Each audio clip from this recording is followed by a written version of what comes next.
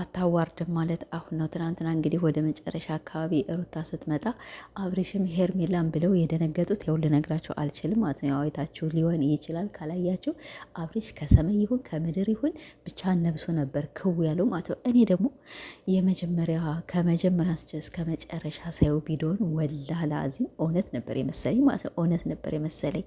ከዛ በኋላማ አንዳንድ ጊዜ በቲክቶክ ያው ብቅ ስትሉ ብዙ አይነት ጉርታ ያላቸው እኔ ደግሞ እንዴት ይሄ ነገር አንዳንዶች ያው ድራማ ነው ውሸት ነው ምናምን ነገር ሲለኝ ወላሂ አላምንሁም ነበር። ለምን ብትሉኝ አንድ ሰው በውሸት ቀለበት አይቻለው ቅም ለራሴ ማለት ነው። ኦኬ ሊሆን ይችላል፣ ግን መሰለን አሁን ጥንድ ያልሆኑ ሰዎች የውሸት ተጋባን ምናምን ነገር ሊሉ ይችላሉ። አብርሽ ያው ሩታን ፈቷልኝ ለውሸትም ቢሆን ግን ደግሞ እንዴት የውሸት ቀለበት ሊያደርጋልኝ እንዲህ ይሄ ነገርማ እውነት ነው። ደግሞ ምን ሲል ሰማሁት መሰላቸው? እውነት ነው ብዬ የደመደምኩኝ በቃ ከፊት ለፊቴ ካሜራ ላይ የሚያወጡ በጣም ብዙ ሰዎች አሉና ሲያጨበጭቡ ሰዎች ያኔ የሰው ድምፅ የሰው ጭብጫቦ ምናምን ነገር አለ። እንዴ ይሄ ነገር እውነት ነው እንዴ አልሆኝ። ከዚያ መጨረሻ ላይ ደግሞ ማን መጣች? ሩታ መጣች። ከዚያ በኋላ አብርሽ ሄርሜላ ብቻ እንዳሉ ነበሩ ፍዝዝ ብለው እየቆሙት። አንተ ምን ያደነጋገጠ ማለት ነው?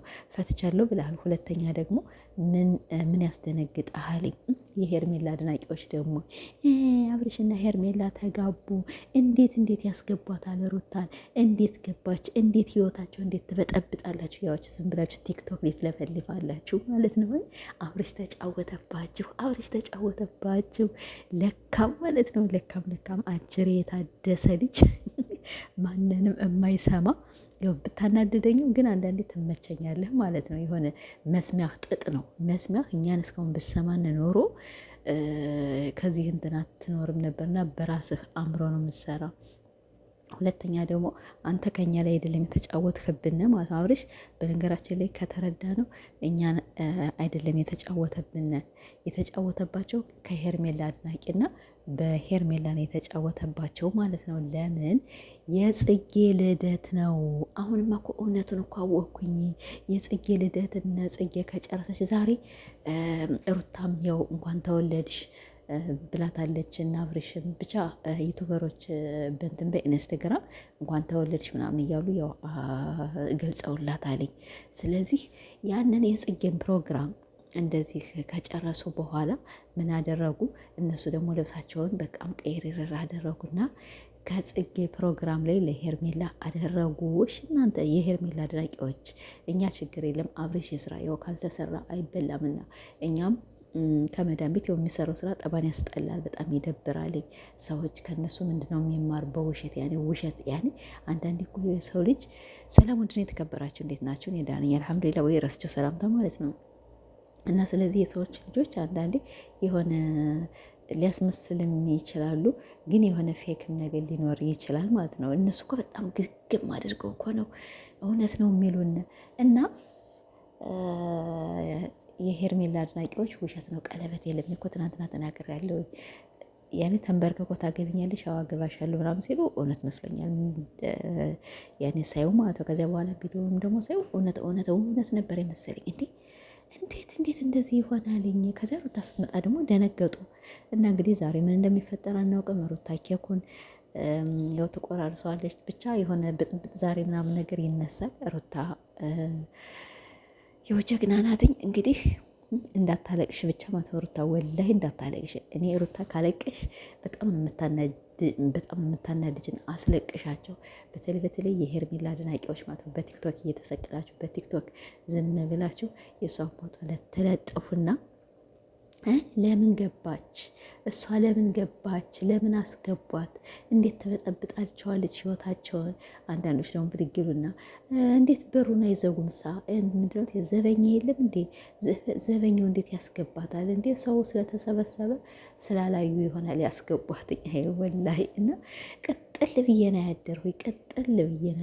ተቃጠሉ ማለት ነው። ቀጥል ገና ሩታ ሀብቴ የልዑሌ እናት አብርሽም ያቃጥላቸዋል፣ ሩታም ታቃጥላቸዋለች። አልሙሂም እኔ አብርሽና ሩታ በነገራችን ላይ እንዲለያዩ አልፈልግም። ስለሽ አልሙሂም የሆነ ነገር ደስ ይሉኛል እና አቶ አብርሽ ወደ ራስ ተመለስ። ሌላ ነገር ምንም ምልህ ነገር የለም። ቡዜ ደግሞ ማለት ነው ቡዜ ምን ሆና ነው የደነገጠች? ፍስስ እኮ ነው ያለች ማለት ነው እንዴ! አንዳንዴ በራሷ ስትመጣ እኮ እንዴት እንደምታሽቃብጥ እስከ መጨረሻው ያደርግልህ። ብቻ ብዙም ነገር የተናገረችለትም የሆነ ብዥ ነው ያለባት እና እንግዲህ አቶ አብረሽም ደንግጧልኝ። ሩታ ሀብቴ ዛሬ ምን እንደምትሰራ ምን እንደምታረግ ደግሞ አብረን የምናይ ይሆናል። በእሷ ቤት ቢለቀቅ ደስ ይለናል። አብረሽም አንተ የማያሰብከው ይህ ፕሮግራም 1 ሚሊዮን እንደ ሩታ ይታይልኛል ብለህ ነበር። ወፍ እንኳን 1 ሚሊዮን 300 ሺህ እኮ ራሱ አይታይልህም።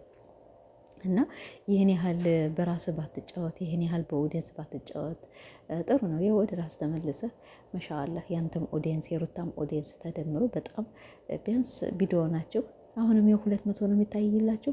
ድሮ ከሩታ ጋር ፍቅር ምናምን ነገር ሳላቸው ያው 200 ነው የሚታይላቸው። እንዲሁም መሻላ ፍቅራቸው ሰውን እያስተማረ በጣም ደስ የሚሉ ፍቅረኛ ናቸው። በጣም ደስ የሚሉ ባልና ሚስቶች ናቸው። ያንን ሁላ ፈተና አልፈው ዛሬ እኮ ወልደው ከብደው ከዚህ ደርሰዋል። ብዙ ሰዎች ደግሞ ከእናንተ ይማራል፣ ያገባሉ፣ በጊዜያቸው ይወልዳሉ።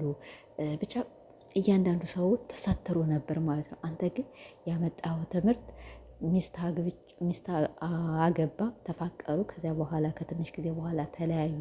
አሁን ደግሞ ሌላ ነው አንተ የምታስተምር ማለት በቃ አግቡ፣ ውለዱ። ከዚያ በኋላ ሚስታችሁን በድላችሁ እያስለቀሳችሁ ሌላ ሴት ደግሞ ማግባት ትችላላችሁ ነው ያንተ ትምህርት ማለት ነው። እንዲሁ እንውሰድ ከተባለ በነገራችን ላይ የትምህርት ከማንም አልወስድም።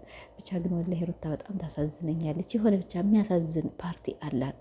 እኔ እንጃ ይህን ስራ አሁን አንዳንዶች ራሷ ማስቆም ትችላለች ምናምን ነገር አልሰራም ማለት ትችላለች። ይሄ ነገር ይቅርብን እንደ ሴት ማለት ትችላለች። ግን ደግሞ አንዳንዴ ዱንያ ብልጭልጭ ናት ነውና ይች ዱንያ ያው እያጓጓቻቸው ሊሆን ይችላል ማለት ነውና ብዙ እኔ አልፈርድባትም በሩታ እና ቤተሰቦች። ለማንኛውም ትናንትና ያው አትደሰቱ፣ አብርሽ የሚያመጣው ቪዲዮ ሌላ ነው ብያችሁ ነበር። ይህን ይመስላል የጽጌ ፕሮግራም ነበረ። ጽጌ እንግዲህ ልደቷን ካከበረች በኋላ በጣም ምርጥ ፕሮግራም ነው በነገራችን ላይ ማለት ነው። እና አብርሽ ግን አእምሮ እንዴት እንደሚያስብ ግን የእውነት ግን ደንግጠዋል ማለት ነው። አለማይም እኔ እንጃ።